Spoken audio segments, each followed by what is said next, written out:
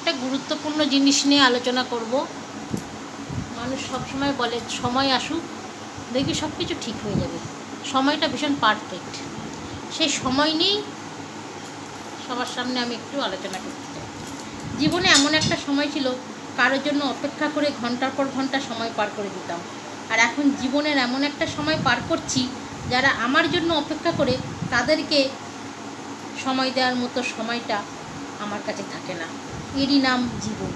কখনো সময় থাকে দেওয়ার মতো মানুষ থাকে না, আবার যখন মানুষ থাকে তাদের দেওয়ার মতো সময় থাকে না।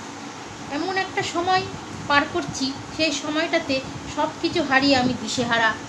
ভালোবাসা, বন্ধু, পরিবার সব কিছুই হারিয়েছি। আমি একলা সময় পার করছি। হয়তো জীবনের শেষ প্রহরে চলে এসেছি। আমি জীবনে এমন একটা সময় পার করছি না পারছি কাউকে কিছু বলতে, না পারছি পরিবারের কাছে কিছু বলতে, না পারছি নিজে কিছু করতে। জীবনটা কেমন জানি এলোমেলো হয়ে গেছে। জীবনে খারাপ সময় আসলে আপন মানুষগুলো চেনা যায় না। জীবনে এমন একটা সময় পার করেছি যেখানে সবসময় আমার চোখে মুখে আই অ্যাম ইন্টারেস্টেড ভাসে। লাইফে এমন একটা সময় পার করছি, কাকে কি বলে বোঝাতে পারছি না। যাকে না বলে সব কিছু বোঝানো যায় না, সে এমন কিছুই বোঝে না। Life sad. পৃথিবীতে কত লোক কত রকমভাবে তিক্ত, আমি শুধু নীরবে দেখে অন্তরে করে রাখি গুপ্ত। সবার সব কথা ধরি না, প্রতিবাদ করি না।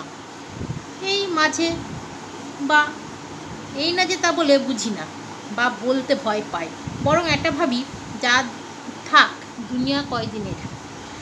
আর আমারও তো কত ভুল রব আমার অজান্তেই মাফ করে দেন। আমিও তো ভুলের ঊর্ধ্বে নই, ভুল তো আমারও হয়। কিন্তু ব্যাপার হলো, লোকে এটাকে দুর্বলতা ভাবে, আর ওই ভাবনা থেকেই অন্যকে ছোট করাটাকে নিজেদের স্মার্ট ভেবে ভীষণ আত্মতৃপ্তিতে তৃপ্ত হয়। ধন্যবাদ।